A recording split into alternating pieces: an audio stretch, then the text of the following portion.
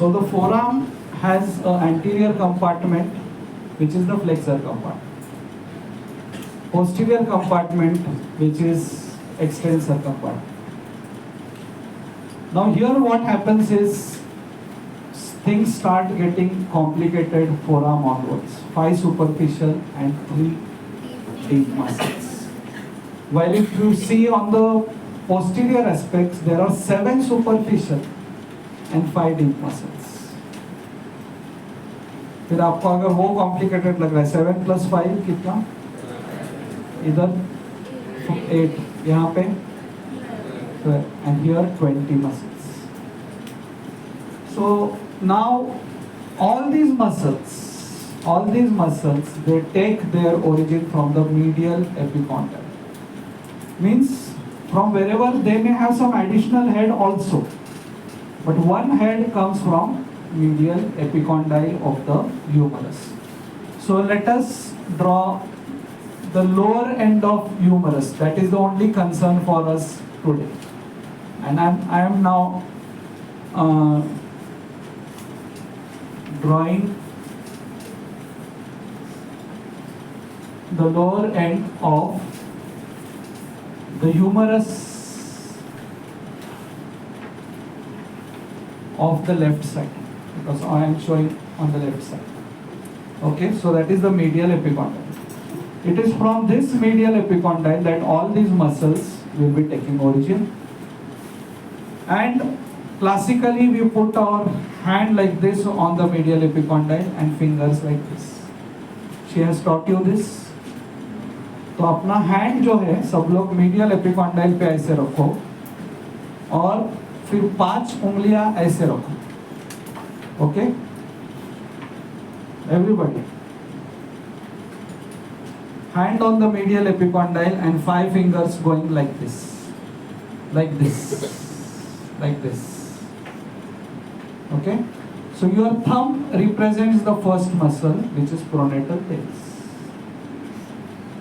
Index finger represents the next. जैसे मैं index बोलूँगा सब लोग इंडेक्स फिंगर मूव करेंगे. Index finger represents the next muscle, flexor carpi radialis.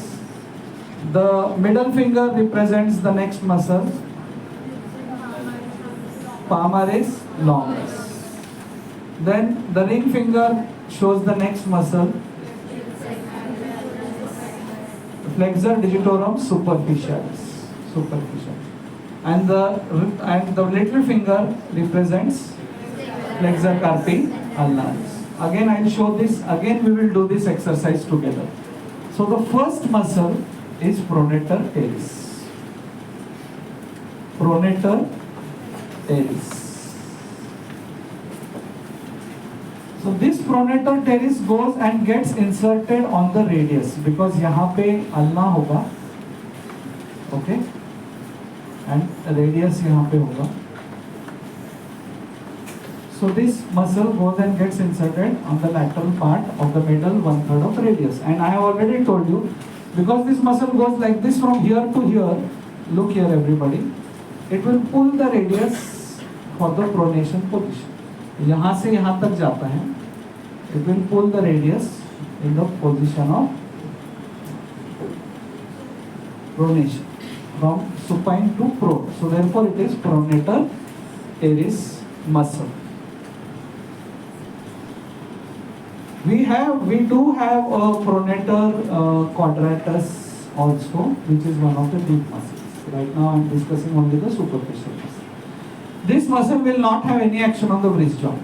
It may have some action on the elbow. It will cause flexion of the elbow. Main action is pronation. The next muscle is flexor carpi radialis. So origin is here. What is this? Medial epicondyle. Common flexor origin. Upon UFO आपने सुना रहेगा. Unidentified क्या है? Flying. Unidentified ये क्या है? Unidentified. So we are talking about UCFO. Common flexor origin. फिर आपने CEO सुना रहेगा, CEO ऑफ द कंपनी। आपके पास भी आपके अंदर दो दो CEOs हैं, कॉमन एक्सटेंसर रोल्स, जो कि लैटरल एपिकॉन्डाइल पे होता है। ओके, तो सब कुछ है हमारे पास। We become rich because of knowledge, we realise we have everything. Okay, those girls who don't have a boyfriend, we have two BFs here, biceps femoris, biceps femoris. Okay, तो बिल्कुल गम नहीं रखने का जिंदगी में कुछ। कॉमन फ्लेक्सर ओरिजिन से muscle आता है, और मैं ये लोअर एंड पे उसका इंसर्शन लिखूंगा। So this got inserted on the lateral surface of radius. This gets inserted on second and third metacarpal. Second and third metacarpal.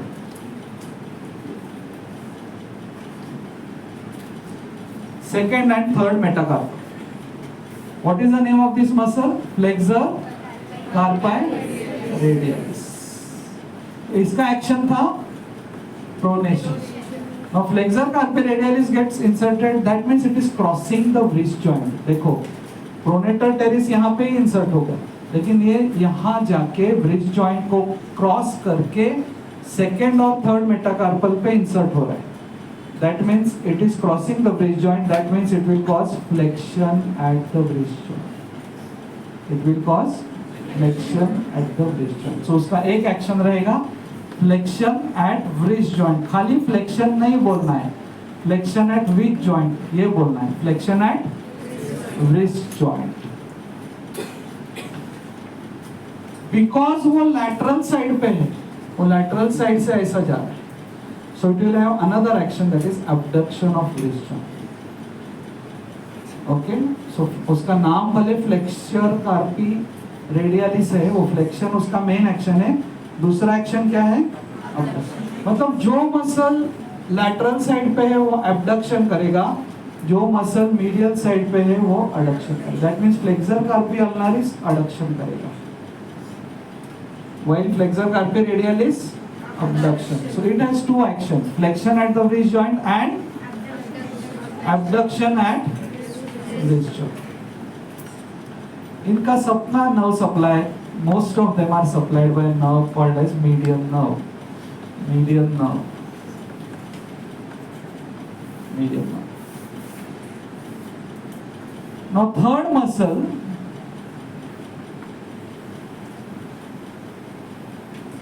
palmaris longus.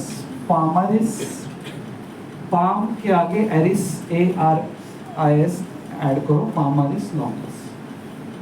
ये muscle, this muscle is kind of a muscle which is degenerating. In 10% of cases you may not see this muscle also. Palmaris longus. उसका insertion भी ऐसा है ना, थोड़ा flexor retinaculum. Retinaculum ये word आपने सुना है? द डीप फेशिया सुना है? Deep fascia at places gets thickened. जैसे कि ये सारे मसल्स ब्रिज जॉइंट को क्रॉस करके यहाँ पे इंसर्ट हो रहे, तो इसलिए यहाँ पे एक, जैसे मेरा ये रिस्ट वॉच का पट्टी है ना, वैसा यहाँ पे डीप फेशिया का एक पट्टी होता है. There is a thickening of deep fascia, a band of deep fascia which runs like this, जिसके नीचे से सारे मसल्स और नर्व जाते हैं, most of them. Advantage, अगर वो this kind of acts as a band so that these muscles can act powerful. If this band would not have been there, these muscles when they contract, they would have protruded out from here.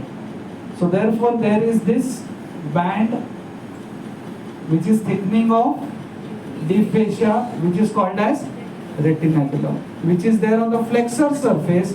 Therefore we call it flexor retinaculum. So what is flexor retinaculum? It is thickening of deep fascia running above the bridge joint on the flexor surface. But it is this band is attached, one end on the medial side, one end on the lateral side, and in between this band allows structures to pass below it. समझे क्या? वो band मतलब ऐसा पूरा चिपका हुआ नहीं रहता, वो यहाँ पे है, यहाँ पे है, उसके नीचे से इट्स लाइक अ ब्रिज, उसके नीचे से सारे मसल्स वेसल्स जाते हैं। This protects the nerves, this protects the blood vessels, सब कुछ। This protects the medical students also. वो फर्स्ट पीरियडिकल के मार्क देख के कुछ लोग ऐसा ऐसा ब्लेड से इधर उधर करते हैं, तो कुछ नहीं होता है, बिकॉज फ्लेक्सर रेटिना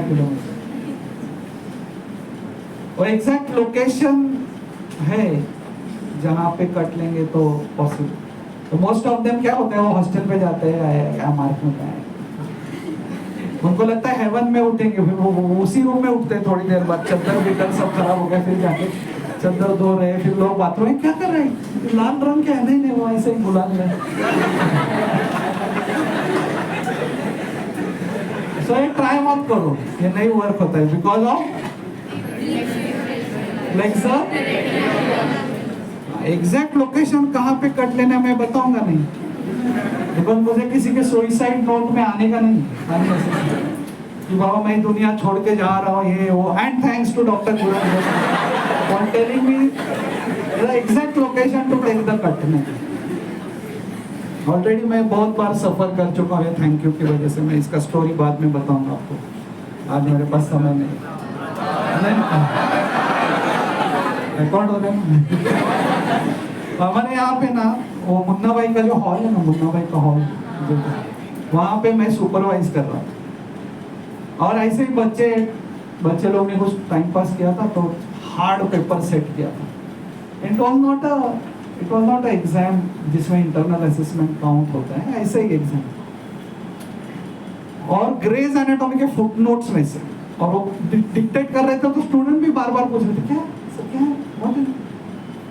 फिर वो चाय पीने चले गए, Veeru Sahasrabuddhe, after dictating the paper. जैसे वो गए तो सारे बच्चे मेरी तरफ, सर क्या है, मतलब मुझे भी मालूम नहीं। फिर मैं जाके भाग के ग्रेस लेके आया, फिर मैं वो देख के तो बच्चे उधर से हॉल में से नीचे आके, सर क्या है, बोलो बोलो बोलो, ऐसा सब करके फिर एक जन को खड़ा किया था बाहर, ताकि वीरू आएगा तो बता। तो फिर वो किसी ने विसल किया कि आ गया करके, तो फिर हमने ग्रेस भी छुपा के सब बच्चे फिर लिए। अभी he said now everybody will come down, I'll call roll number wise, put your paper here and go. roll number 1 आया, पेपर रखा, फिर शांति से जाने का ना, मुझे बोलते सर थैंक यू।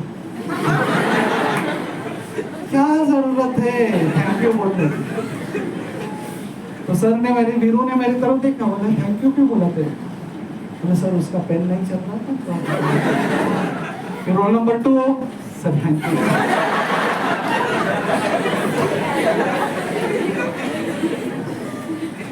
ऐसा होता है, अननेसेसरी थैंक्स। बाद में और एक बताऊंगा, अभी नहीं। पामरिस लॉन्गस, ये पामरिस लॉन्गस ऐसा टाइम पास मसल है, 10% लोगों में होता नहीं है, जाके फ्लेक्सर रेटिनाकुलम पे ही इंसर्ट होता है।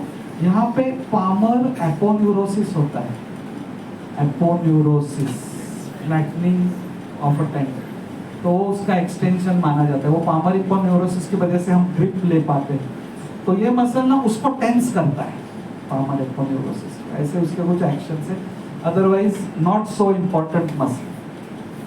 Palmaris longus again supplied by median nerve. Then next, flexor digitorum superficialis. उसका एक एडिशनल ओरिजिन है अल्ना से, रेडियस से। रेडियस का जो ऑब्लिक लाइन होता है वहां से भी वो ओरिजिन लेता है। तो कुछ लोगों के एडिशनल हेड्स है, लाइक प्रोनेटर टेरिस का additional head is from medial supracondylar ridge, उसके 2 हेड्स होते हैं। वैसे इसका भी एक additional head is from radius. ये जो मसल है वो स्प्लिट होता है 1 2 3 4 फॉर द 4 फिंगर्स। ये हमारे 4 फिंगर्स के लिए वो स्प्लिट होता है, थंब को नहीं सप्लाई करेगा। It will supply the 4 digits, not the thumb. तो उसके ये टेंडन यहां से ही उसके 4 टेंडन्स आते हैं और 4 फिंगर्स को चले जाते हैं। ओके, स्प्लिट, स्प्लिट उसका स्प्लिट ही है, वो इधर जाके इंसर्शन पे भी स्प्लिट होता है। इंसर्शन उसका कहां पे देखो, ये अगर 3 फैलेंजेस है, ये टेंडन यहां से आ रहा है, यहां पे जाके स्प्लिट होके मिडल फैलिंग्स के साइड पे इंसर्ट होता है। मतलब अपने हर फिंगर में जो 4 टेंडन्स ऐसे आएंगे और मिडल फैलिंग्स के साइड पे स्प्लिट होके इंसर्ट करेंगे। आप बोलेंगे ऐसा क्यों कर रहा है, वो स्प्लिट क्यों हो रहा है? बिकॉज एक डीप मसल है फ्लेक्सर डिजिटोरम प्रोफंडस, वो स्प्लिट में से जाके डिस्टल फैलिंग्स पे इंसर्ट होता है। ओके, तो वो जो प्रोफंडस है वो आता है और इसके बीच में से यहाँ पे इंसर्ट होता है। तो profundis is inserted on distal feelings, superficialis is inserted on sides of middle phalanx। तो अब तक हम रेडियलिस सीख रहे थे, तो हमने बोला उसका एक्शन क्या है, flexion of wrist joint। Superficialis will also cause flexion of wrist joint। जिस जॉइंट को वो क्रॉस करेगा उसका फ्लेक्शन करेगा। Flexor digitorum superficialis will cross flexion of wrist joint, metacarpophalangeal joint and proximal interphalangeal joint। देखो ये interphalangeal joints 2 है, ये है डिस्टल, ये है, ये इसको क्रॉस ही नहीं करता ना, ये मिडल फैलिंग्स पे ही जाके इंसर्ट होता है, तो there will be no action on distal interphalangeal. So flexor digitorum superficialis will cause flexion at 3 joints। राहत, तो मुरुड़ जंजीरा वाली लड़की जो भाग गई थी, तो आ गई क्या वापस? मेरे को देखना नहीं उसकी तरफ। Which 3 joints it will cause flexion? उसको बोलने दो, उसको बोलने दो, बोल। Proximal interphalangeal joint. वही जब हम फ्लेक्सर डिजिटोरम प्रोफंडस सीखेंगे, it will be causing flexion at wrist joint, metacarpophalangeal joint, proximal interphalangeal joint and distal. But ये डिस्टल पे नहीं काम करेगा। Flexor digitorum superficialis will act only on proximal interphalangeal. It will be also supplied by the median nerve। It will be also supplied by the median nerve। And flexion at wrist joint, flexion at metacarpophalangeal joint, and flexion at proximal interphalangeal joint। 3 joints it will cause flexion। अभी 5वां muscle कौन सा है? Flexor carpi अल्नारिस। वो जाके insert होगा 5th metacarpal के। Metacarpal, ये लोग मेटाकार्पल पे इंसर्ट हो रहे हैं, flexor carpi radialis, flexor carpi ulnaris. तो ये इनका action will be only on wrist joint, not on metacarpophalangeal, not on interphalangeal. और नाम में ही एक्शन है, फ्लेक्सर कार्पाई अल्नारिस। उसका अगर आपने एक्शन बताया नहीं फर्स्ट पीरियोडिकल का, तो हम आपका एडमिशन कैंसिल करके आपको घर पे भेज देते हैं। फ्लेक्सर कार्पी अल्नारिस एक्शन क्या है?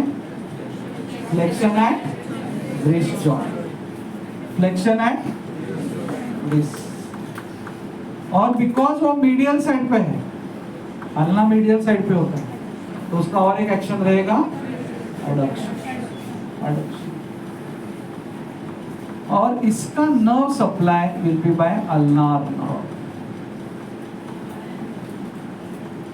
और इसी के लिए अल्नार नर्व में वो C7 कंपोनेंट ऐड होता है। Otherwise ulnar nerve supply C8 T1, उसका रूट वैल्यू ये सारे मसल्स इधर, C7 वो खींचता है इस मसल के। आज आपको ब्रेकियल प्लेक्सस डिटेल्ड में सिखाया जाएगा। मैंने आपको सब कुछ इंस्ट्रक्शंस दे के रखा है, okay, because some of you may have understood it, some of you may need to revise it, some of you may have half understood it. तो जिनको फुल अंडरस्टैंड होके वेकेशन में रट्टा मार के KMVHS में अभी भी वो पैशन है उनका, KMVHS का टॉप करने का है, गोल्ड मेडल चाहिए, तो आप शांति रखो। आपको दे देंगे, मैं गोल्ड मेडल देता हूँ आपको, बट शांति रखो, okay. Apron apron apron apron apron flexor carpi ulnaris. So these are the 5 superficial muscles. All of them are supplied by median nerve except flexor carpi ulnaris. So we will go again. You have to put your hand like this. सब लोग वापस हाथ रखो, medial epicondyle पे हाथ रखो. So what does your thumb represent? Pronator teres. Insertion on lateral side of radius. Nerve supply medial nerve. Action pronation. उसके दो हेड्स हैं प्रोनेटर टेरिस के, एक यहाँ से है मीडियल एपिकॉन्डल से, दूसरा मीडियल सुप्राकॉन्डलर रीच से भी है। जब हमने ह्यूमरस पढ़ा था तो हमने वो देखा था। उसका action will B flexion at wrist, नहीं, फ्लेक्शन एट एल्बो। दूसरा index finger is flexor कार्पाई, insertion on second and third metacarpal, second and third metacarpal. Nerve supply median, setup करना तुझे median nerve and action flexion at wrist joint and abduction. Very good. Then middle finger, insertion on flexor retinaculum and palmar aponeurosis. Tenses the palmar aponeurosis. Now supply medial. Ring finger, flexor digitorum superficial. It has again multiple origins, common flexor origin and oblique line on the radius, anterior surface of radius, okay. It's the muscle splits into 4 tendons. यहाँ पे कुछ अलग हो रहा है। Normally each muscle has a single tendon. यहाँ पे muscle splits into 4 tendons. These tendons cross the wrist joint, cross the metacarpophalangeal joint, cross the proximal interphalangeal joint, and again the tendon splits before insertion, gets inserted on the sides of middle phalanx. Sides of middle phalanx. This muscle will cause action flexion at wrist joint, metacarpophalangeal joint, proximal. Very good. Last is flexor कार्पी अल्नारिस। तो PC form पे वगैरह भी insert होता है flexor कार्पी अल्नारिस, but हम लोग normally बोलते हैं 5th metacarpal. Origin from common flexor origin, insertion on the 5th metacarpal also, थोड़ा सा पीसी फॉर्म पे। Nerve supply of this is, action is flexion at wrist joint. कभी भी आपको पूरा बोलना है, flexion at and so with that I stop the description of superficial flexors of the anterior compartment of forearm. Thank you.